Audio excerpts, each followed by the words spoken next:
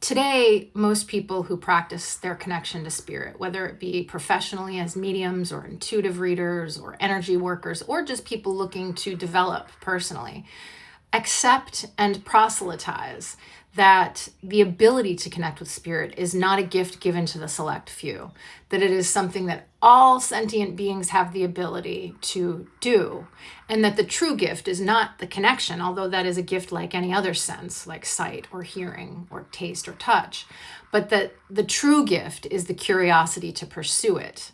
Because a lot of people don't have that. They are distracted by other concerns in life, or it's just not something that ever occurred to them.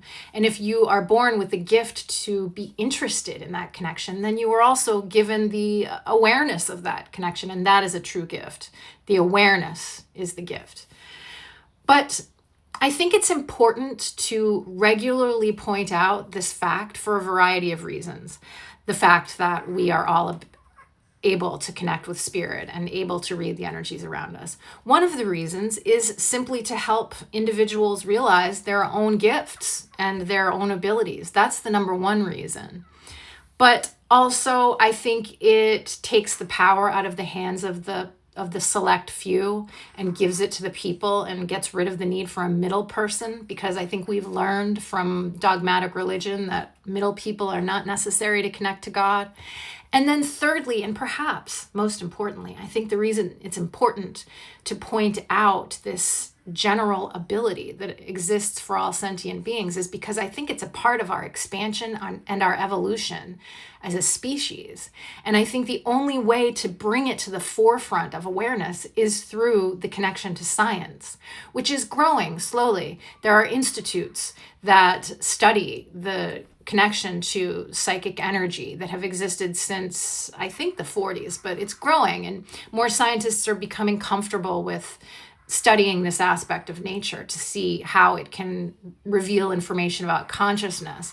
So it is beginning to become more prevalent in science, but it's still very much in the shadows.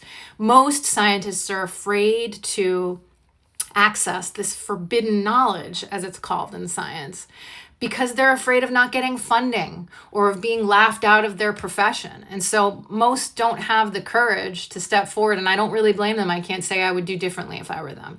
But I think it's important for people who have little to lose in the game to push these connections between science and spirituality to help humanity evolve and become more of what we are supposed to be. And I just want to point out a very interesting fact about EEGs, electroencephalographs, I think they're called, the study of the brain, the study of the electrical impulses of the brain that we now use regularly in hospitals.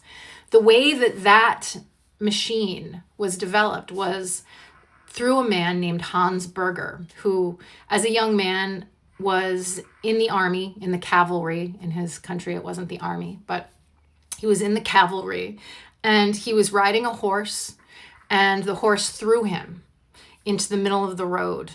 And another horse-drawn cart was coming toward him, and he saw that he was about to get crushed by this cart, and he was filled with terror, and then miraculously, he was able to move out of the way and survive.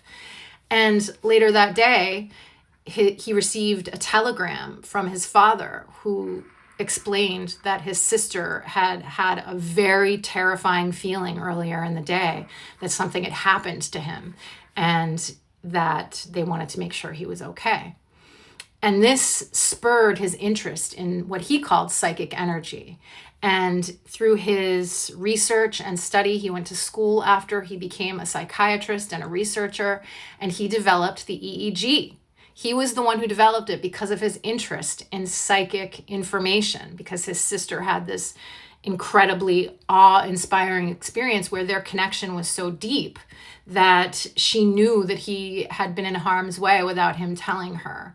And this was all about coherence and electrical impulse and what that means and how the human brain makes it happen. But this is never discussed generally in science today. It's never explained that that's why the EEG exists, because of a researcher who was interested in psychic energy. And it's this kind of fear of forbidden knowledge that is holding us back in many ways, but particularly in our development as a species and our development of our abilities as a species beyond the material. And so that's why I think the connection between science and spirituality is so important, and it's why I try to talk about it as much as possible.